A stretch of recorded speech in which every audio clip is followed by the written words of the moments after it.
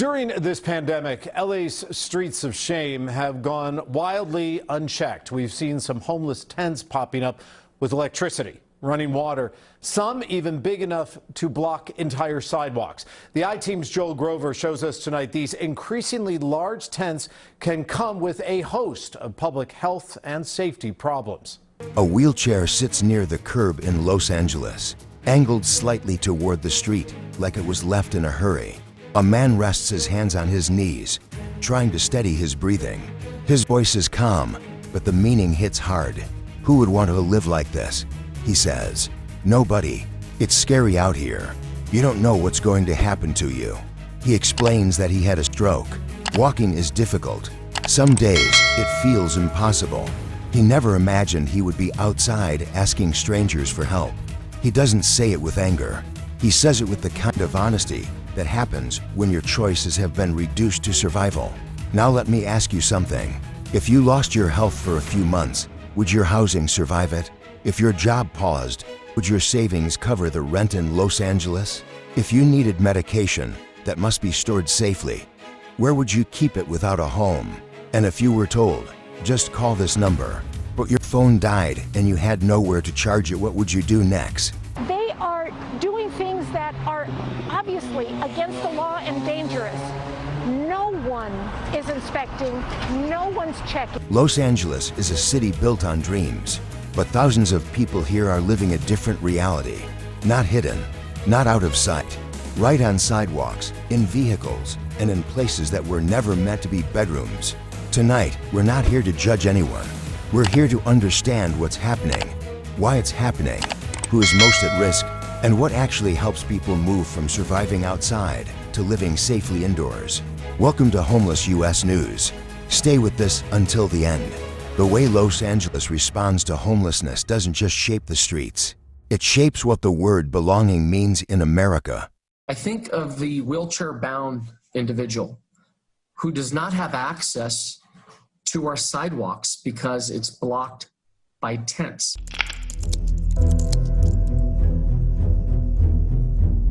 Part 1. Los Angeles, the city of contrasts.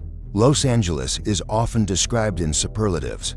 The most famous neighborhoods, the biggest industry myths, the brightest billboards, the idea that anything can happen here if you work hard enough and wait long enough. But there is another Los Angeles that runs in parallel. A Los Angeles where finding a safe place to sleep is a daily assignment. A Los Angeles where a shower is a victory. A Los Angeles where the night is not restful, it's alert. In recent years, local counts have repeatedly reported tens of thousands of people experiencing homelessness across Los Angeles County, with a large share living without stable shelter. That means many people are not in a bed indoors tonight. They are outside, exposed to weather, noise, stress, and constant uncertainty. Some are in tents, some are in cars, some move from block to block trying to avoid citations, conflict, or theft. And in certain areas, the concentration is impossible to ignore. A small number of neighborhoods carry a heavy share of visible street homelessness, not because people belong there, but because services, transportation, and informal survival networks are clustered there. People go where they can access food, bathrooms, outreach workers, clinics, and basic help. This is where the contradiction becomes sharp. In a city where homes can cost more than a lifetime of wages, a person can be sleeping within view of luxury buildings and still have no safe place to store a backpack. In a city known for success stories, thousands are living through a slow, quiet emergency. And the most important thing to understand is this: homelessness is not only the absence of a home, it is the absence of stability. When you lose housing, you often lose the things that keep life organized. You lose a fixed address, you lose safe storage, you lose reliable sleep, you lose the ability to rest when you're sick, you lose privacy, which means you lose dignity in 100 small ways. That's why the street is not just hard. The street is a place where everything becomes harder at once. And yet, even inside this crisis, there is continuous human effort. Outreach teams return to the same sidewalks. Volunteers bring food and water. Clinicians provide street-based care. Case managers try to build trust and guide people through complicated systems. These efforts can look small compared to the size of the need, but for a person outside, a consistent outreach worker can be the only stable relationship they have left. So here's the question that frames this entire story. When a city has this much money, this much creativity, and this much capacity, why are so many people still living outside?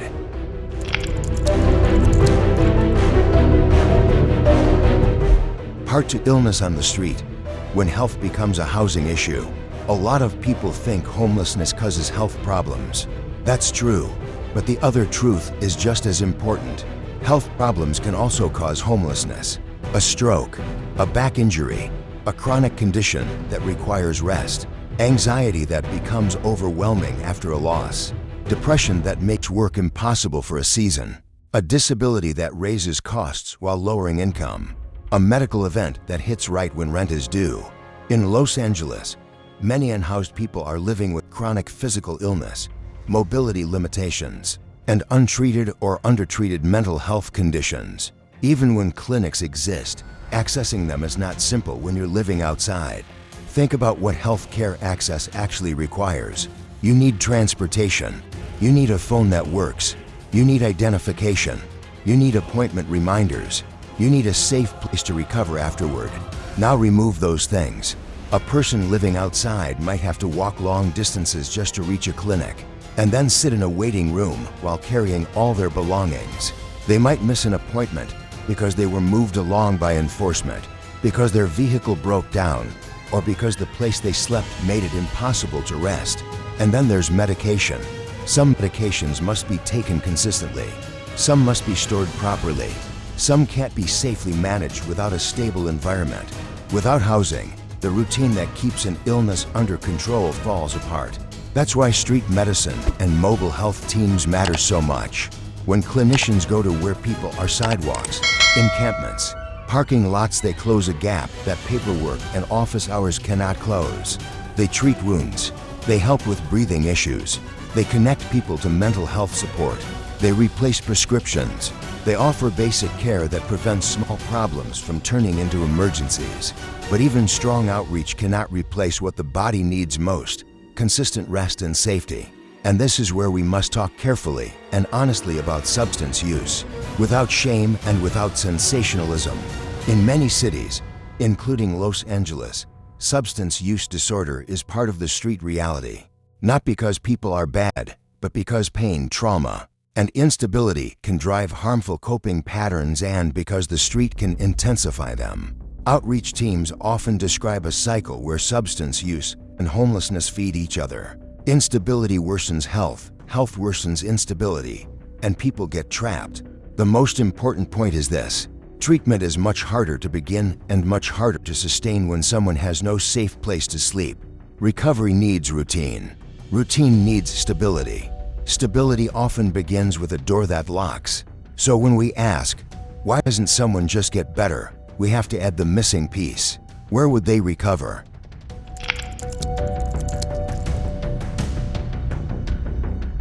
Part 3: The real engine. Housing costs, income shocks, and a thin margin. In Los Angeles, homelessness is often blamed on one thing, but the reality is a chain. Most people don't lose housing because of one event. They lose housing because multiple pressures hit at once. And Los Angeles is a city with very little margin for error. If rent is high, wages are not enough, and savings are thin, then a setback becomes a cliff. A job loss, reduced hours, a car repair, a medical bill, a family breakup, a missed paycheck because you were sick. In a lower-cost place, you might recover from that.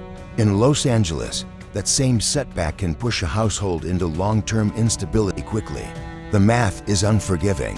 Housing markets demand deposits, application fees, background checks, proof of income, and a history that looks safe to a landlord. If you have an eviction, many landlords won't consider your application. If you have damaged credit, the door narrows further.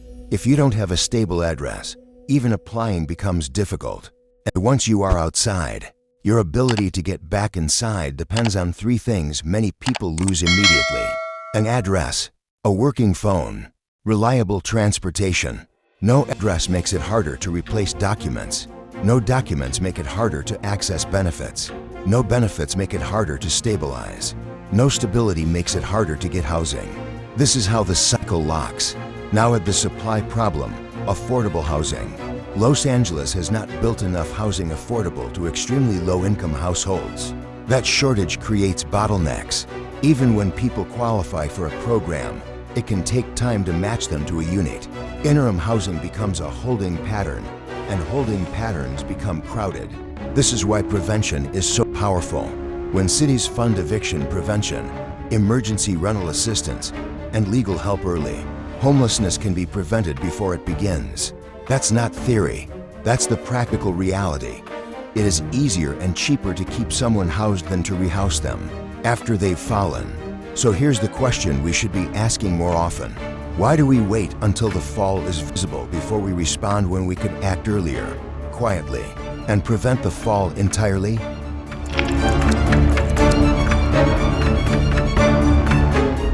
Part 4. The overlooked. Who carries the heaviest risks? When people think of homelessness, they often picture one type of person. But Los Angeles is made of many stories, and some groups are consistently at higher risk, often in ways that the public doesn't see. First, older adults. A growing share of unhoused people are age 55 and older. Aging outside is harsh. Health problems multiply. Mobility declines. Recovery from illness takes longer. Safety risks increase. And when an older adult falls into homelessness, climbing back out can be harder because the body can't recover from stress the way it could at 25. Second, racial inequity. Black residents are disproportionately represented among the unhoused population in Los Angeles. This is not explained by character. It's explained by history and systems. Housing discrimination, unequal access to stable jobs, disparities in health care, and higher exposure to displacement. When a group has been pushed closer to the edge for generations, it takes less to push them over it. Third, women and gender-diverse individuals. Many face safety concerns that shape where they sleep, whether they enter shelters, and how they move through public spaces. Some avoid shelters because they fear conflict or harassment. Others stay in unsafe relationships because it feels safer than the street. Their homelessness can be quieter, more hidden, but not less real. Fourth, youth. Some young people age out of foster care with limited support. Others leave home because of conflict, neglect, or rejection.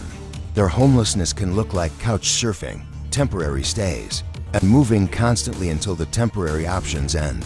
Fifth, families. Families often try to remain invisible. They keep kids in school. They stay in vehicles. They move frequently. They do everything they can to appear normal because stigma is heavy, and losing stability can feel like losing identity. Sixth, veterans. Many veterans do receive targeted support, and that support has helped many. But some still fall through gaps, especially those dealing with trauma, health issues, or difficulty navigating complex systems. When we list these groups, the point is not to rank suffering. The point is to recognize a truth. Homelessness is not evenly distributed, and solutions cannot be one size fits all. Different people need different on-ramps to safety, and that leads to a question for everyone watching. If the same city is producing wealth at one end and instability at the other, what does fairness look like in how we design help?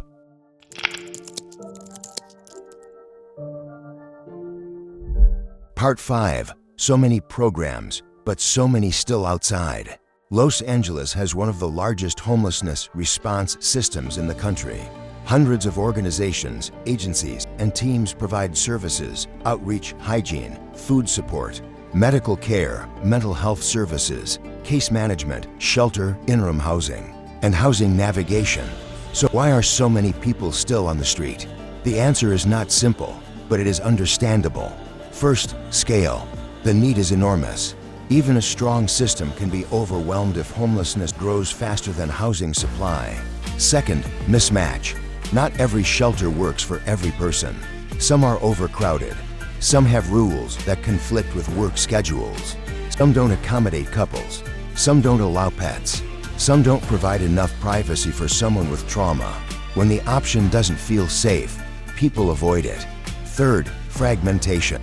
A person might be told to go to one office for one step, another location for another step, and then return later for something else. Each step requires transportation, time, and energy. Living outside makes those steps harder. Miss one appointment and you can lose momentum. Fourth, trust. If a person has been disappointed, repeatedly told to come back, told there's no space, told the wait list is long, they may stop believing the system will work for them. Trust isn't rebuilt with a flyer. Trust is rebuilt when someone shows up again and again. Fifth, interim housing can become a waiting room. Interim housing saves lives. It's important. But if the pipeline to permanent housing is too narrow, interim settings fill up, exits slow down, and more people remain outside. The bottleneck is not the staff's effort.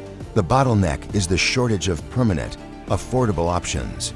And finally, public pressure can distort the response. Sometimes the goal becomes reducing visibility instead of increasing stability. When communities demand fast change without building housing, cities can focus on moving people rather than placing people. And moving people is not the same as solving homelessness. A person who is pushed from one block to another is still homeless. They are just homeless somewhere else, with less stability than they had before. The most honest way to judge a system is not by how clean a sidewalk looks. It's by outcomes. How many people moved indoors this month? How many stayed housed after 6 months and 1 year? How many returned to homelessness and why? How many crises were prevented before people fell? If we measure those outcomes and fund what improves them, the system becomes more than activity. It becomes progress.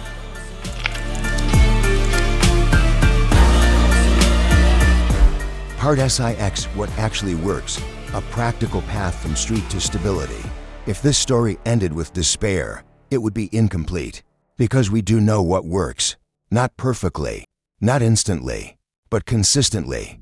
Here are the approaches that repeatedly show results when scaled. First, prevention that arrives early. Emergency rental assistance, eviction defense, utility support, short-term help for a medical setback. Prevention is quiet but powerful. It keeps people from entering homelessness at all. Second, truly low-barrier interim options. Interim housing and shelters that are designed around real life.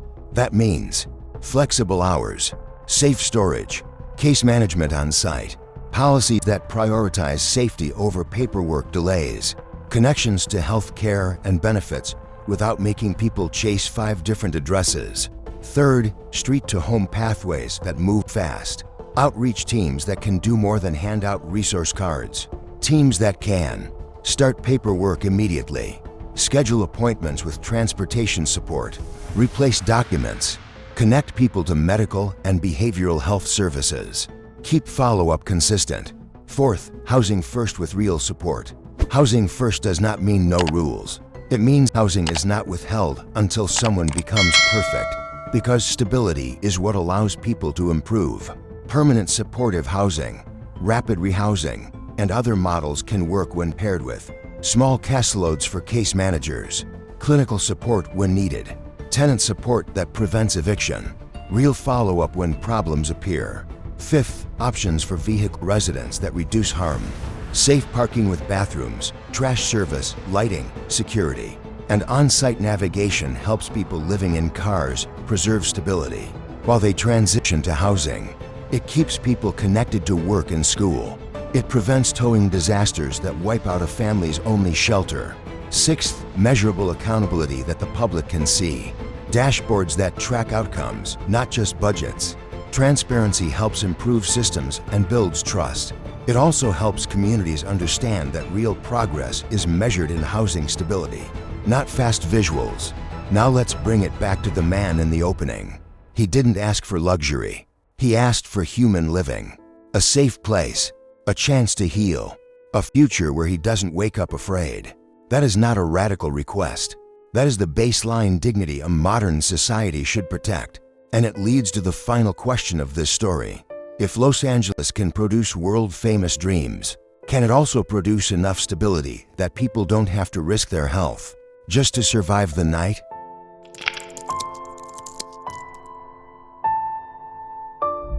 Outro, don't look away. Look closer. Los Angeles will always be a city of stories. The story of the actor who made it. The story of the entrepreneur who built something big. The story of the family who started over and found a future. But there is another story happening right now, and it deserves to be told with the same seriousness. It's the story of the man recovering from a stroke who still believes he can get off the street. It's the story of the outreach nurse who returns week after week because consistency saves lives. It's the story of the family in a car trying to keep school normal for their children. It's the story of older adults who worked their whole lives and are now one crisis away from losing everything. Homelessness is not a personality type.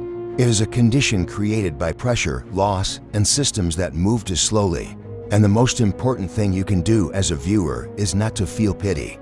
It's to hold onto reality, to remember that a person outside is still a person, to understand that prevention works, to demand outcomes, not just announcements, to support solutions that move people towards stability. Here's your call to action, and it's simple. If this story changed how you see the street, share it with one person who still thinks homelessness is just bad choices. Leave a comment with your city and what you want us to cover next. Support local organizations with measurable housing outcomes. And when you hear leaders talk about homelessness, ask one clear question. How many people will be housed and how many will still be housed a year from now? Because the goal is not to move people around. The goal is a door that locks, a place to rest, a safe way to manage health, a mailbox with a name on it, a life that feels human again. This is Homeless US News. We will keep telling these stories with dignity, clarity, and practical solutions because nobody should have to prove they deserve safety. And nobody should have to answer the question, who would choose this? When the truth is, they didn't.